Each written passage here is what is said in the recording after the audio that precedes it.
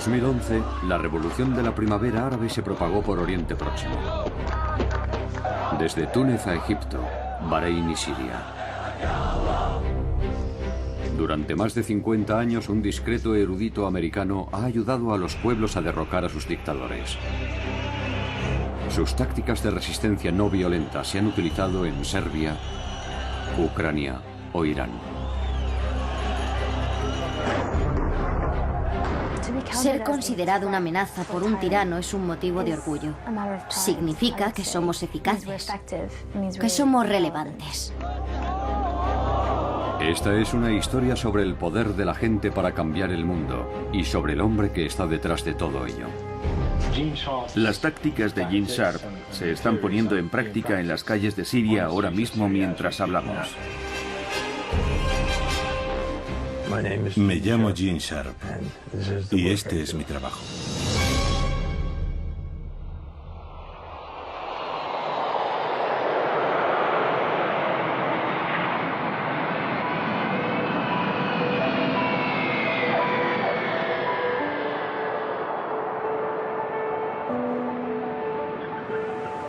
¿Cómo describiría su trabajo? Describir mi trabajo siempre ha sido un problema. Principalmente intento comprender la naturaleza y el potencial de las formas de lucha no violentas para socavar dictaduras. Esta es una técnica de combate. Es un sustituto de la guerra y de cualquier otro tipo de violencia. Su manual para la revolución, de la dictadura a la democracia, ha traspasado clandestinamente fronteras y ha sido descargado cientos de miles de veces. No sabemos muy bien cómo, pero sin duda lo ha hecho. Ha sido traducido a unos 30 idiomas y ha sido divulgado en todos los continentes excepto la Antártida. Sus marcas distintivas pueden verse en revoluciones en todo el mundo.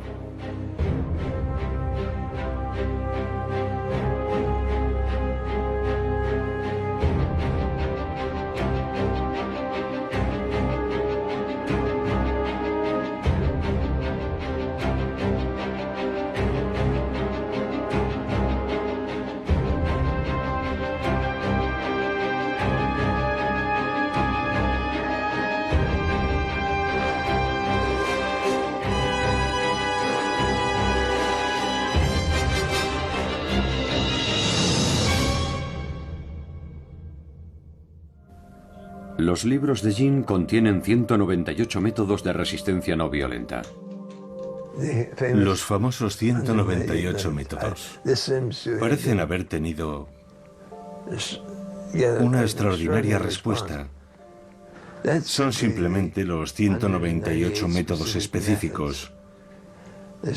Estas formas de rebelión son el boicot económico, la desobediencia civil, las protestas.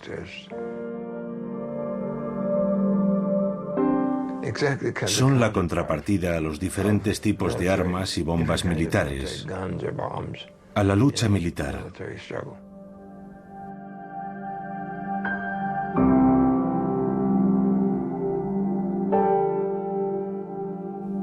De esa forma tienen algo distinto a la violencia y la guerra, y siempre lo tendrán.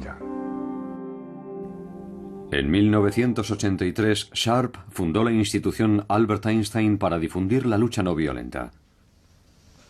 Durante años son muchos los que han venido aquí, a Boston Este, en busca de ayuda. Yamila Rakib lleva más de 10 años trabajando para Gene. Había estudiado su trabajo a un nivel muy básico, así que la mayor parte de mi aprendizaje tuvo lugar cuando entré en la institución. Y me enganchó.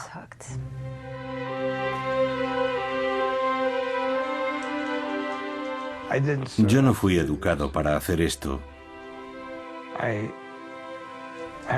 Yo tenía una formación religiosa que me llevó a querer transformar este mundo en un lugar mejor y en mejores condiciones que cuando lo encontré. Y cómo hacerlo fue siempre un problema.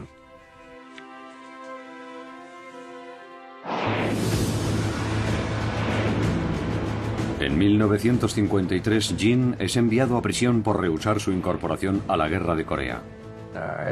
Me condenaron a 2 años, de los que cumplí 9 meses y 10 días. En aquellas circunstancias contabas los días igual que los meses, pero no creo que mi actitud sirviese para nada. Sirvió simplemente para mantener mi propia integridad moral, así que continué haciendo mi trabajo, que era lo realmente importante. Nunca conocí a Einstein, pero le escribí, no recuerdo cómo conseguí su dirección. Le dije, voy a hacer esto y voy a ir a la cárcel. Quería contarle que he escrito un libro sobre Gandhi, sobre 3 casos muy diferentes entre sí, acerca de la utilización de la lucha no violenta para la consecución de una mayor libertad, a través de medios no violentos. Y me contestó diciéndome que tenía muchas esperanzas, aunque también muchas dudas, y que le habría gustado tomar la misma decisión que había tomado yo, y que estaba muy interesado en leer el manuscrito que le había enviado. Y lo hizo, y escribió una introducción muy amable para el libro. Mientras estudiaba en Oxford, Jean tuvo su momento eureka, un nuevo análisis sobre el poder de la gente para derrocar a un tirano. Si puedes identificar las fuentes del poder de un gobierno, como la legitimidad, el apoyo popular, el apoyo institucional, entonces sabrás de qué depende la existencia de esa dictadura.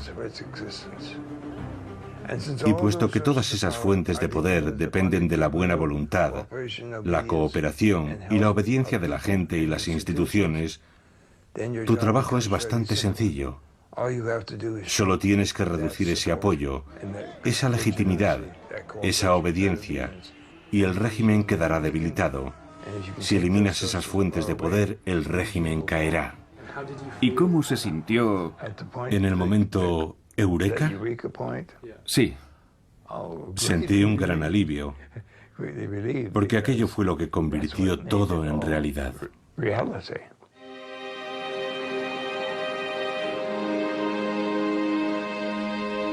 mientras enseñaba sus teorías en Harvard, Jean conoció al coronel Bob Helby, héroe de la guerra de Vietnam. Conocí a Gene Sharp en la Universidad de Harvard.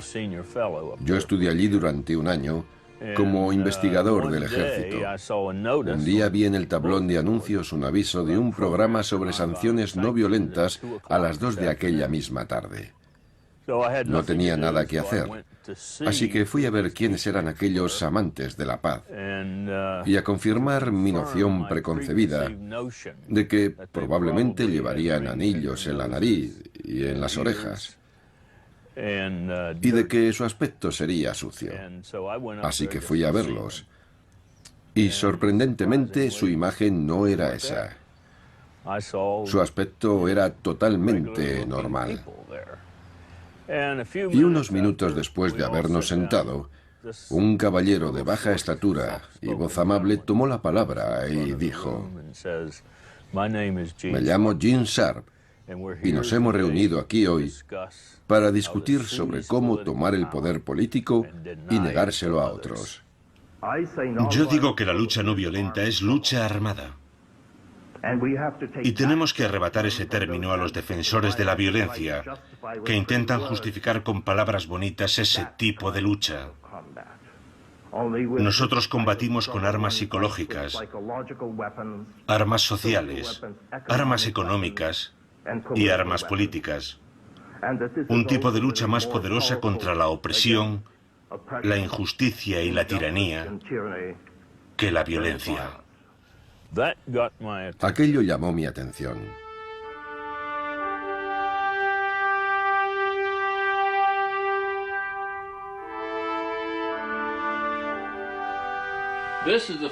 Esa es la bandera del 5º Batallón del 79 de Caballería de los Estados Unidos.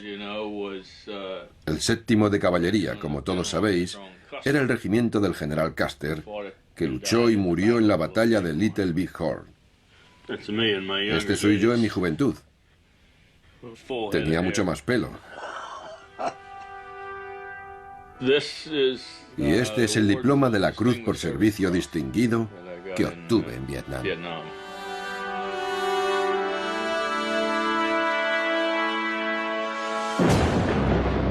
Bob fue condecorado en 1968 por su extraordinaria valentía durante una emboscada del Vietcong.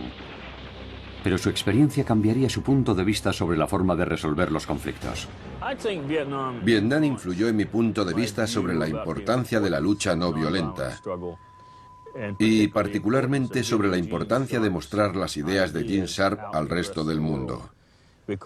Vietnam me convenció de que tiene que existir una alternativa distinta que no consista en matar a la gente. Como funcionario de defensa en Birmania, Bob había visto cómo la dictadura militar perseguía a la minoría Karen. Tras dejar el ejército, volvió para enseñar a los Karen las lecciones de Gene sobre la resistencia no violenta. Estaba hablando con uno de los comandos Karen y de repente me dijo: ¿dónde demonios estaba esta información? Llevamos combatiendo y matando gente durante 20 años. ¿Cómo es que no sabíamos esto? Otros birmanos se acercaron y me preguntaron si podríamos escribir algo que les orientara sobre cómo pasar de una dictadura a una democracia. Ese fue el origen, lo que dio lugar a la escritura del libro, Los birmanos. Yo no podía escribir sobre Birmania porque no conocía bien ese país. Y nunca se debe escribir sobre algo que no se conoce. Así que tuve que escribir de forma genérica. Si había un movimiento que quería acabar con una dictadura, ¿cómo podían hacerlo? Así que escribí aquellas teorías y se publicaron por entregas. Se publicaron en inglés y en birmano. Y pensé que ahí quedaría todo.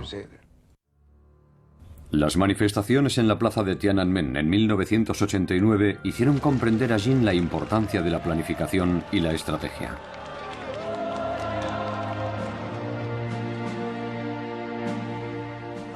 Fui a Pekín cuando las protestas de la plaza de Tiananmen ya estaban en marcha. Aquel acontecimiento no tuvo lugar solo en Pekín. Protestas similares estaban teniendo lugar en otras 350 ciudades de China. Pero no se planificaron, no se tomaron decisiones estratégicas, como cuánto tiempo había que permanecer en la plaza y cuándo había que abandonarla. Los estudiantes no tenían un plan, estuvieron improvisando constantemente. Y más tarde supimos que muchos de aquellos ciudadanos chinos que estaban en la calle protestando fueron tiroteados y asesinados. La idea de que la improvisación te proporcionará un gran éxito es absurda. Es exactamente lo contrario. Si no sabes lo que estás haciendo, lo más probable es que te metas en graves problemas.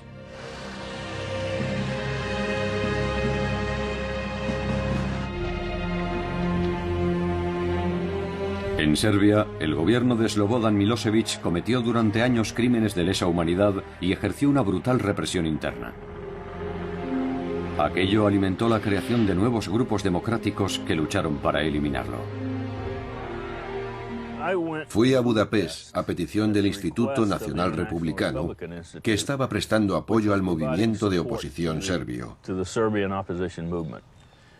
Y una parte en particular de ese movimiento de oposición era Otpor, que en serbio significa resistencia. Como coronel retirado, tiene un enfoque muy militar. Su forma de hablar produjo una extraña impresión a aquel grupo de líderes estudiantiles. Hablamos durante un rato y dije: aquí falta algo. No hemos hablado sobre quién es el líder de esta organización. ¿Quién es el líder? Y uno de ellos me contestó: no tenemos líder. Y yo dije: un momento, chicos, yo no me he caído de un árbol mientras venía hacia aquí. Alguien tiene que estar dirigiendo una organización que ha movilizado a toda la sociedad serbia. Así que estuvimos alrededor de una hora tratando de engañarle acerca de algunas cuestiones. Y era porque no nos sentíamos muy cómodos dando detalles sobre nuestra organización a un extranjero. Y entonces me explicaron por qué no parecía haber un líder definido. Lo hacían para ocultárselo al gobierno. El gobierno no sabía quién estaba al mando. Más tarde supe que estaba hablando con el líder, Sergei Popovich. Bob empezó a enseñar las lecciones de Gene Sharp a los nuevos revolucionarios serbios. Cuando Bob Helby nos dio La política de la acción no violenta de Gene Sharp, me quedé maravillado y un poco avergonzado por no conocer un libro así, a pesar de que había una traducción al serbio de la dictadura a la democracia que tampoco había leído. Y ver escrito detalladamente en un libro cómo opera el poder, cómo funcionan sus pilares de apoyo y todas esas cosas que habíamos aprendido a base de golpes, fue realmente increíble.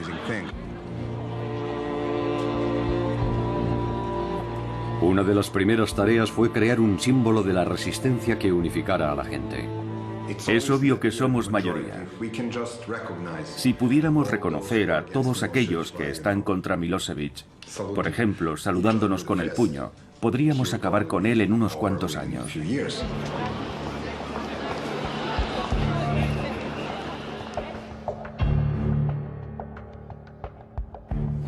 La atomización se produce cuando el régimen intenta hacer que cada individuo en la sociedad sea una unidad aislada.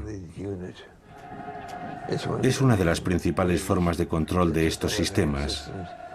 Hacer que la población, que la gente, se tenga miedo, que tenga miedo a hablar, a actuar en grupo, que nunca le digan a un vecino, o incluso a veces a un miembro de su familia, lo que piensan realmente. Al ver el ejemplo de demostración de valentía por parte de otras personas, pasamos a ser nosotros. Y nosotros podemos hacer cosas que yo solo no podría.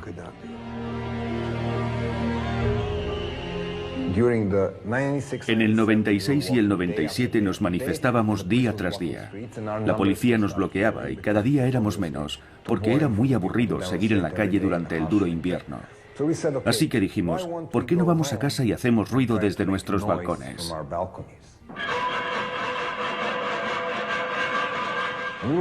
Lo hacíamos entre las 7:30 y las 8 de la tarde como respuesta al informativo de la televisión estatal. Nosotros no vemos vuestra basura, actuamos a nuestra manera. De las ollas y las sartenes pasamos a colocar carteles en todos los edificios, con cosas como ¿vais a procesar a los chavales por llevar camisetas de Otpor cuando no hay una sola ley que prohíba llevar lo que uno quiera escrito en una camiseta?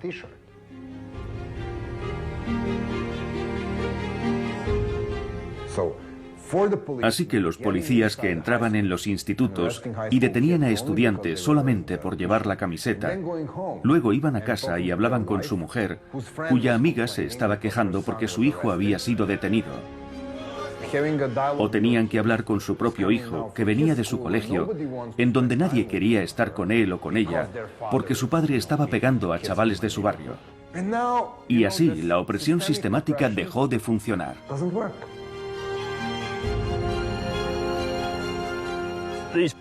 Estos pilares sostienen al gobierno, igual que mis dedos sostienen este libro.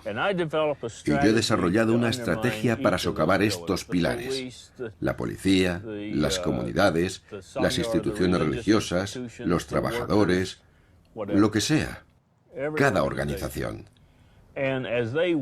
Y a medida que se van debilitando y empiezan a derrumbarse, el gobierno se derrumbará cuando los pilares estén rotos. Lo ideal es que esos pilares no queden destruidos, sino que sean traspasados al movimiento democrático.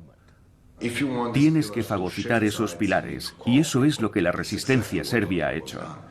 Decirle a la policía que todos somos víctimas del mismo sistema. No tiene sentido librar una guerra entre víctimas y víctimas. Aunque unas lleven uniformes azules y las otras pantalones vaqueros, no debemos luchar entre nosotros. Y esa táctica funcionó en Georgia, en Ucrania y en muchos otros lugares del mundo. Eso es lo que hay que hacer, fagocitar esos pilares, no lanzar piedras a la policía.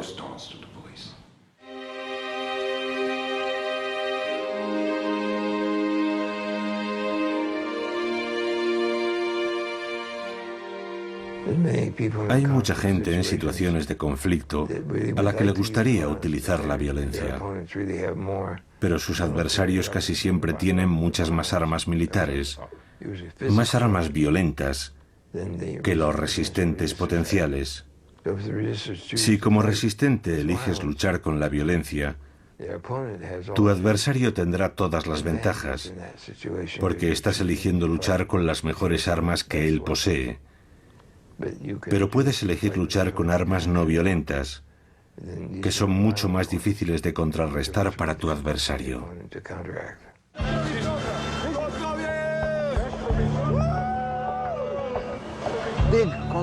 Las grandes concentraciones son muy difíciles de controlar. Puedes tener a 20.000 manifestantes pacíficos, pero si hay un idiota rompiendo ventanas, centrará la atención de todos los informativos, y eso puede socavar todo el movimiento.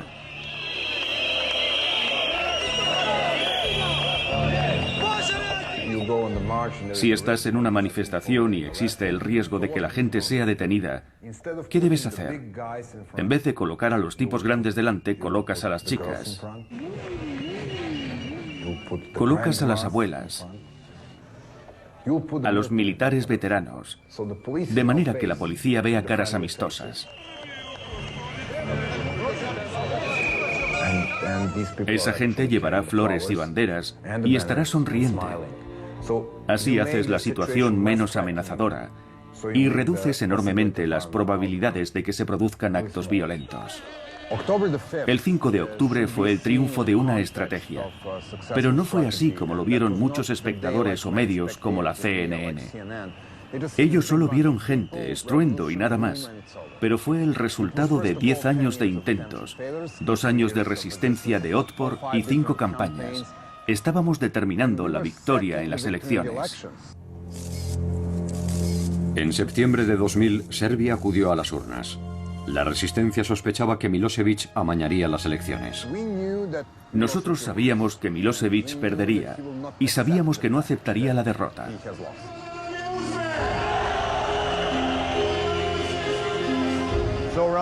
A eso de las 3 de la tarde había 300.000 personas gritando en la plaza y de una forma no violenta tomaron este edificio.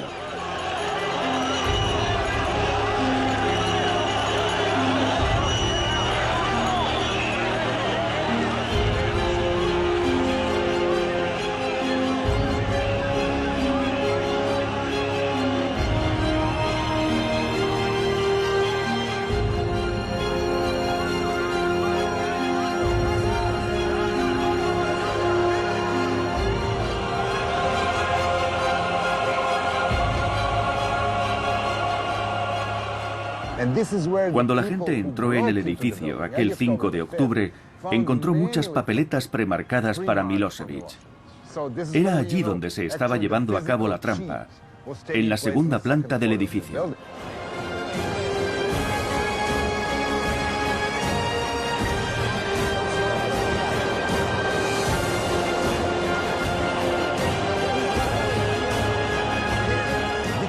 Aquello fue el símbolo de la verdadera caída de Milosevic, de por qué perdió el poder aquel día.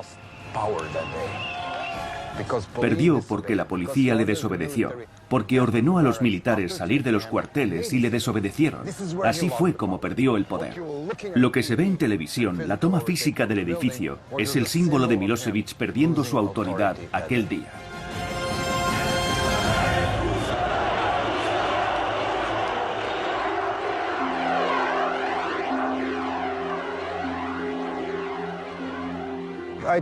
Lo que aprendimos de Bob, el pensamiento y la escritura de Gene Sharp, ha influido en nuestra forma de pensar y ha hecho nuestra lucha más eficaz en un momento muy importante, cuando estábamos preparándonos para la lucha decisiva.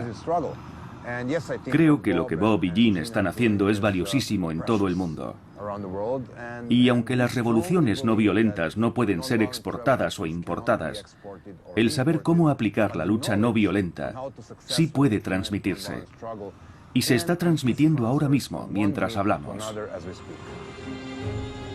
Sentí una gran satisfacción porque se hubiese llevado a cabo una revolución no violenta. No hubo violencia por parte de la oposición democrática.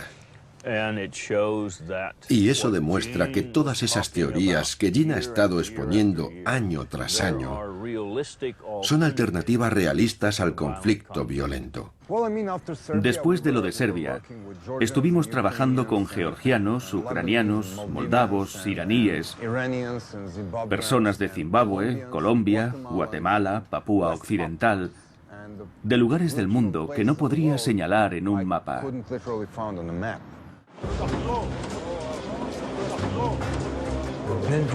De Serbia, las noticias llegaron a Georgia, que estaba bajo un régimen muy represor, y luego a Ucrania, que también tenía problemas, también llegaron hasta allí, y luego a una serie de países situados en la franja sur de la antigua Unión Soviética.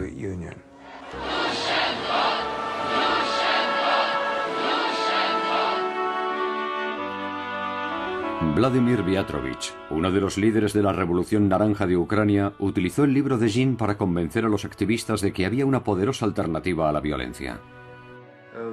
Entre los grupos de protesta había diferentes ideas, y entre ellos gente que estaba dispuesta a utilizar la alternativa violenta. El libro de Gene Sharp, De la dictadura a la democracia, enseña que se puede y se debe luchar contra los dictadores con medios no violentos.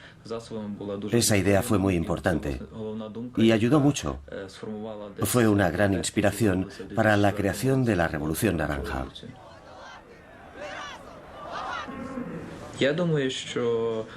El libro de Gene Sharp aquí era conocido solamente por unas 10.000 personas,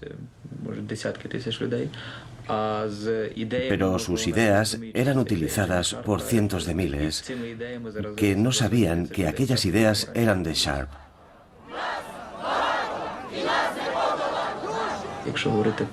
Aunque la gente no sepa quién es Gene Sharp, sí conocen sus ideas, lo que hace de él una persona muy influyente en el mundo.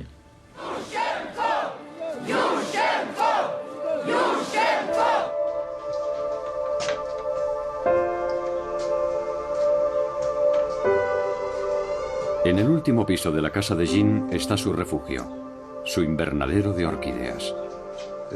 Requieren bastante trabajo. Se han convertido en algo muy importante, porque son unas plantas a las que puedo tratar como necesitan ser tratadas. No hay que esperar milagros, pero si no tratas a una orquídea como se merece, o a cualquier otra cosa en la vida, no proliferará.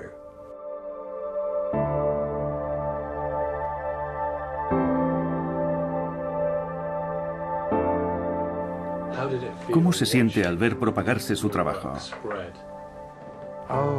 Su propagación ha sido notable. Siempre pienso, sigo asombrado. Sigo asombrado. Ver una obra que yo consideraba básicamente una introducción, creo que tiene entre 70 y 80 páginas, despegar así ha sido la confirmación de que el análisis era bastante preciso. No se ha propagado gracias a un anuncio, a una buena publicidad. Se ha propagado porque la gente lo ha encontrado útil, lo ha encontrado importante.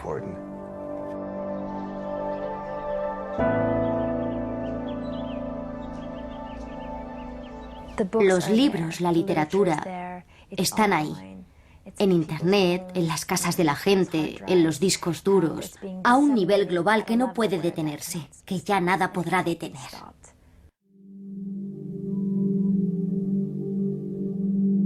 Hay gente que se esfuerza en desacreditarnos. En una ocasión, el presidente Chávez se refirió a nosotros como una pandilla de gringos y dijo que la institución Albert Einstein no entendía Venezuela. Y yo pensé, puede que no comprendamos del todo la situación de Venezuela, que es probablemente muy compleja, pero yo no soy un gringo.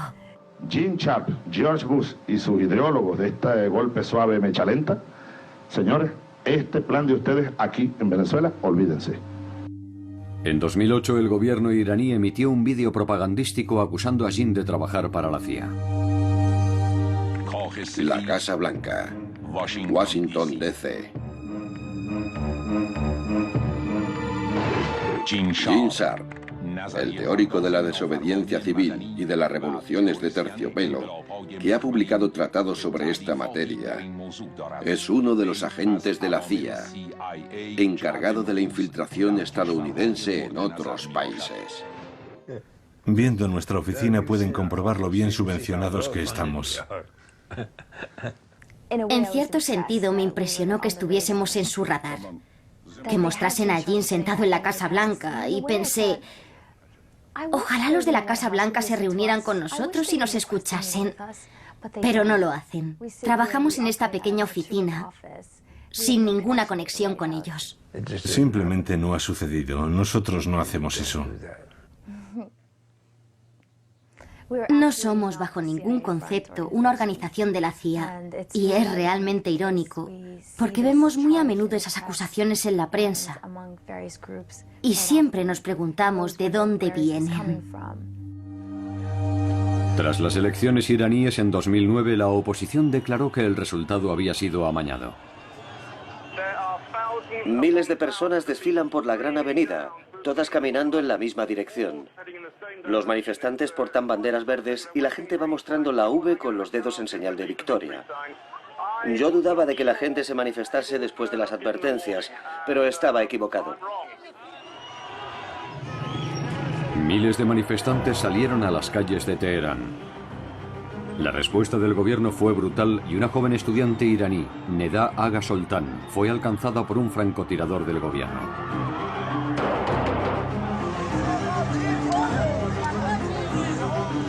Su imagen se convirtió en la llamada a la movilización.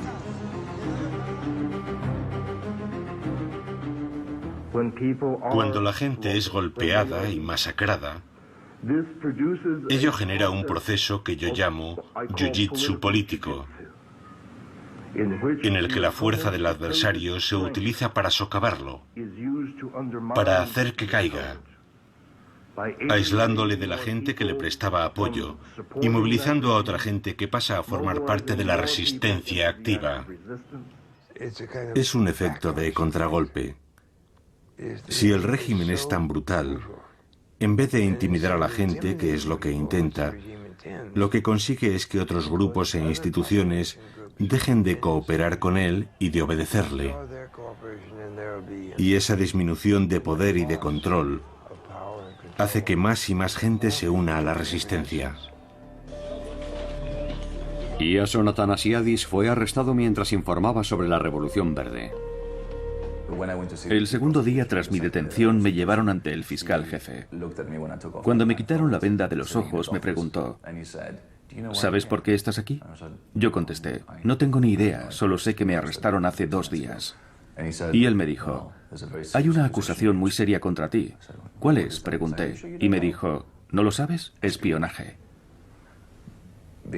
Él acarició su ordenador portátil y dijo, este ordenador contiene una traducción a la lengua persa de un libro de Gene Sharp, De la dictadura a la democracia, que es un manual para insurrectos. Un manual que proporciona docenas de sencillas instrucciones con las que derrocar a un gobierno legítimo, a cualquier clase de gobierno. Yo he leído ese libro, y mis colegas también. Los organizadores del levantamiento fueron acusados de utilizar más de 100 de los 198 métodos de Gene Sharp. Lo que su libro hace es enseñar a la gente que ella misma puede ser responsable de su propio futuro, de su propia liberación. La gente está empezando a liberarse. No tiene que depender de un poder externo. Este es Serja, mi gato, llamado así en honor de Serja Popovich. No tienen que depender de un poder externo, pueden hacerlo ellos mismos. ¿Y puedes imaginar lo feliz que eso hace sentirse a un país? Lo hemos hecho nosotros. Por eso es tan importante que transmitamos ese conocimiento. Los Estados Unidos no tienen por qué ocupar ningún país. No hacemos ningún bien con eso, ni nosotros ni la Unión Soviética. Dejemos a la gente en paz y démosle el poder para cambiar un gobierno si lo quieren cambiar. Ser considerado una amenaza por un tirano es un motivo de orgullo.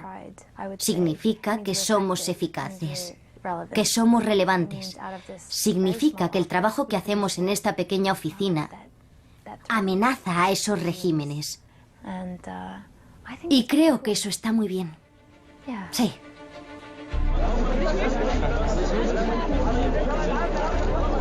Este fue el principio de la revolución egipcia.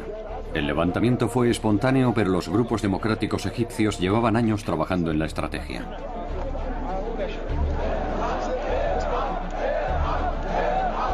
El grupo egipcio que falla visitó por primera vez a Jin en Boston en 2006. 5 años después, antiguos revolucionarios serbios estaban entrenando a nuevos grupos en El Cairo. Y la Hermandad Musulmana Egipcia colgó el libro de Jin, traducido al árabe, en su página web. Cuando llegó el momento estaban preparados para liderar la revolución. Conectamos en directo con la Plaza Tahrir, la Plaza de la Liberación. Rory, conocemos las altas medidas de seguridad que se iban a tomar alrededor de la plaza. ¿Se respira un ambiente diferente al de ayer o al de antes de ayer? Sí, hoy el ambiente es increíble.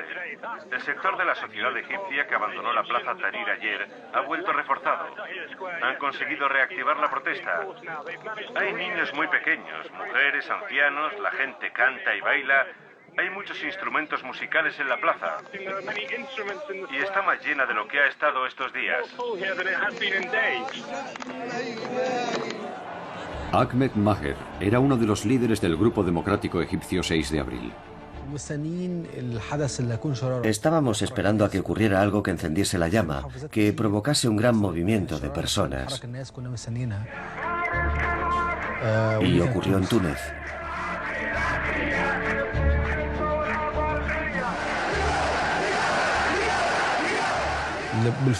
Siempre ha habido rivalidad entre Egipto y Túnez en el fútbol. Así que nos preguntamos, ¿y si nosotros hubiéramos empezado todo esto antes que Túnez? ¿Por qué ha empezado Túnez la revolución antes que nosotros? Todo el mundo escribía en Internet. La respuesta es Túnez.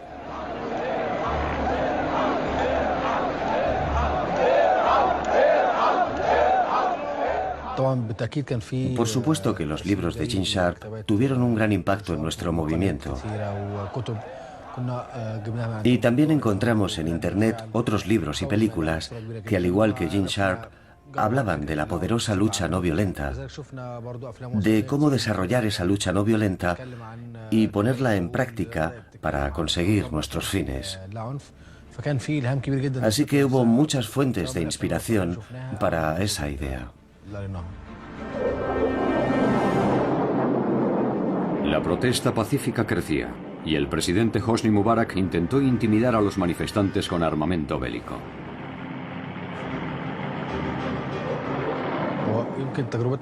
Nuestra situación era distinta a la de la resistencia serbia, que antes de su revolución se había ganado a la policía y al ejército. Nuestro caso era muy diferente. Estábamos librando una gran batalla contra la policía, mientras que el ejército se mantuvo al margen durante todo el tiempo. Así que nuestra experiencia fue muy diferente a la serbia. Incluso después de violentos choques con la policía, los líderes revolucionarios restablecieron la disciplina no violenta. Los manifestantes se enfrentaron a ataques brutales de la policía, pero se mantuvieron en su sitio.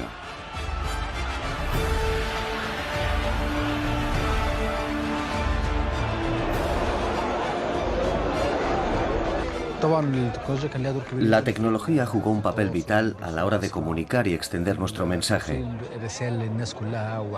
Jugó un papel fundamental en nuestra estructura interna.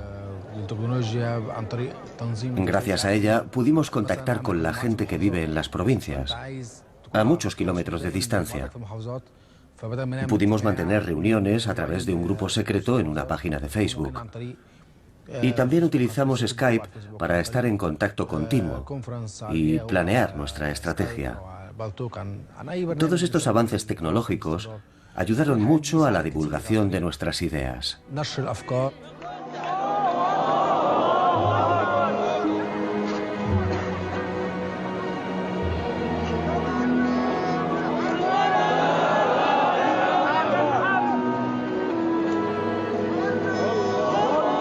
Mientras los musulmanes y los cristianos se protegían mutuamente durante sus rezos, sus líderes trataban de ganarse el apoyo del ejército.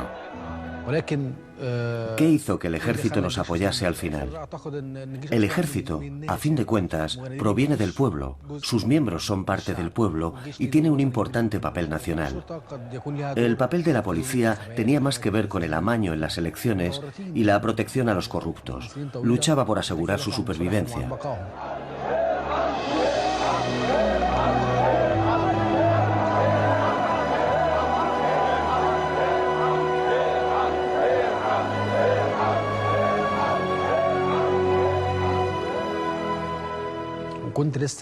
Mientras regresaba a la Plaza Tahrir, pasé por delante de una cafetería que tenía la televisión encendida con el volumen muy alto y estaban transmitiendo el discurso en directo.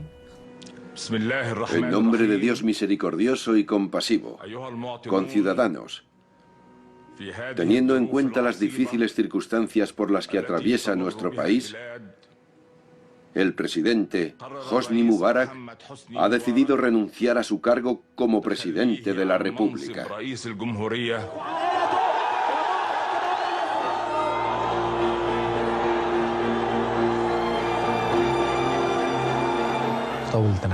Me volví loco de alegría cuando escuché el discurso. Me senté y me puse a llorar. Por fin, el sueño que hemos tenido durante años, por el que tanto hemos luchado, se ha hecho realidad. Me fui corriendo a la plaza, gritando. Toda la gente estaba llorando, bailando, cantando. Fue un momento histórico. Yo no me lo creía. Pensaba, ¿es esto posible?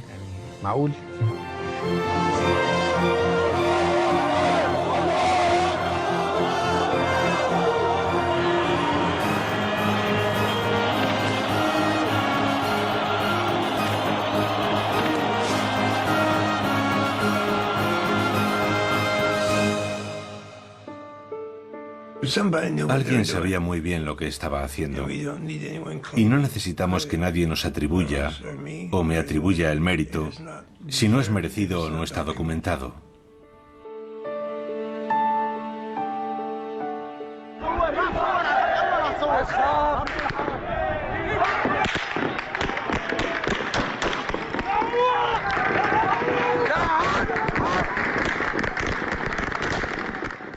Masacre en Yuma, 15 asesinados hasta ahora.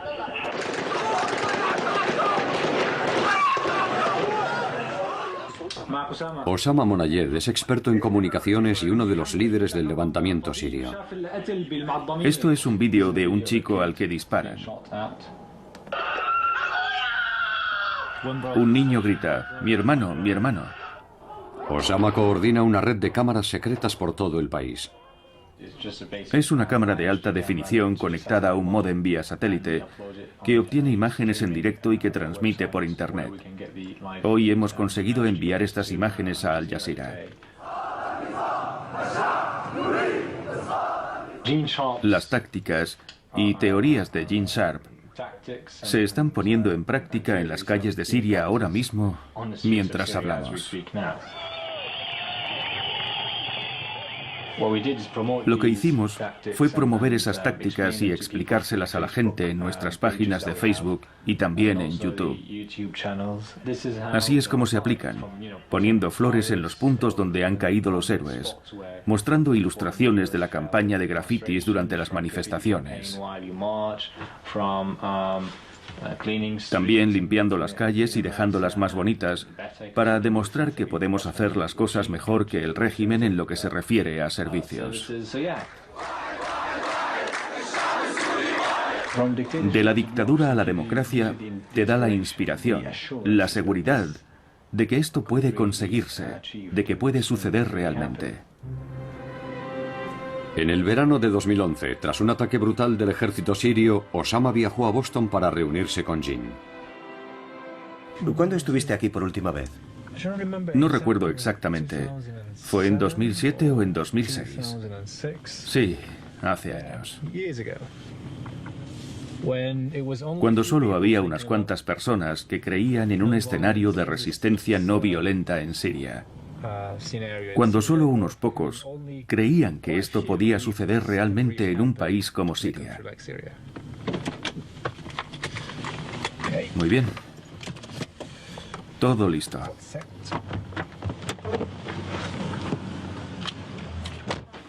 Jin. Hola. Hola, qué alegría verte otra vez. Qué alegría. Me alegro de verte. Yo también. ¿Cómo estás? Vamos tirando. Es fantástico que hayas encontrado un hueco para venir a saludarme. El placer es mío. Y te puedo asegurar que hay muchas cosas de las que hablar. Este es un nuevo territorio para nosotros. Sí, sí. Nunca hemos estado allí en persona y los casos que hemos estudiado no coinciden exactamente. Es un hombre tan humilde y tan sensato. Y hablando con él te das cuenta de lo increíble que resulta que todos estos extraordinarios escritos provengan de esa pequeña oficina en el viejo Boston. Es realmente interesante. Tal vez hay una cosa que se ha aprendido, entre comillas, de Túnez y Egipto, y que yo considero un error, un grave error, y es que el gobernante existente tenga que dimitir. No tiene que dimitir.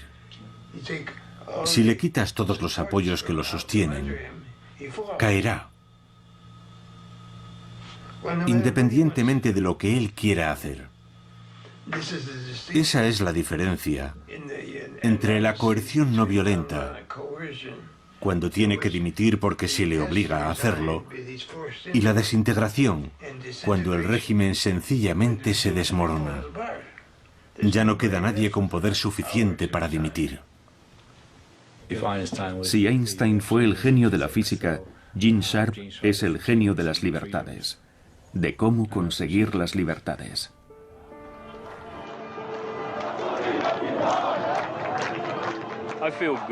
Me siento satisfecho al saber que estamos propagando el mensaje.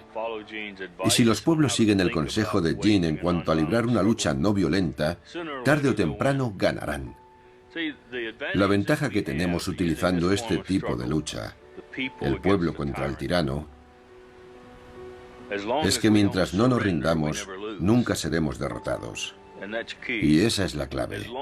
Mientras no te rindas, no estás derrotado. Yo creo que con el paso del tiempo, Gene Sharp será un nombre emblemático.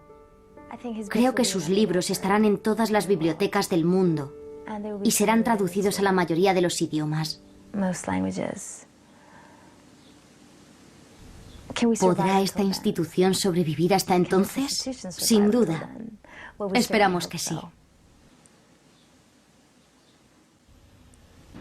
La acción no violenta políticamente significativa ha tenido lugar en al menos los siguientes países: Guatemala, Australia, Tailandia, Birmania, China, Japón, Georgia, Irán, Kurdistán, Rusia, Serbia, Ucrania, Venezuela, Vietnam, Zimbabue y seguramente haya alguno más.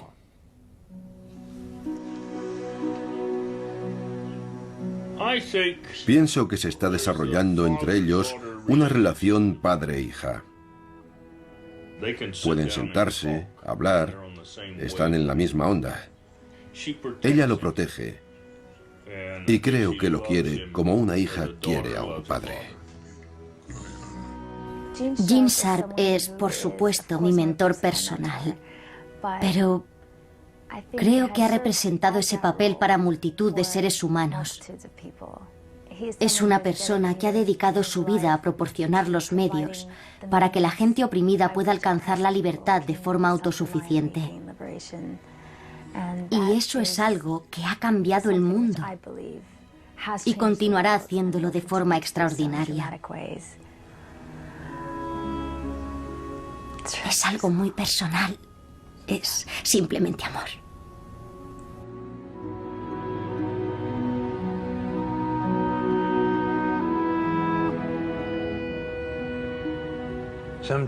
A veces la gente me pregunta qué es lo que quiero realmente.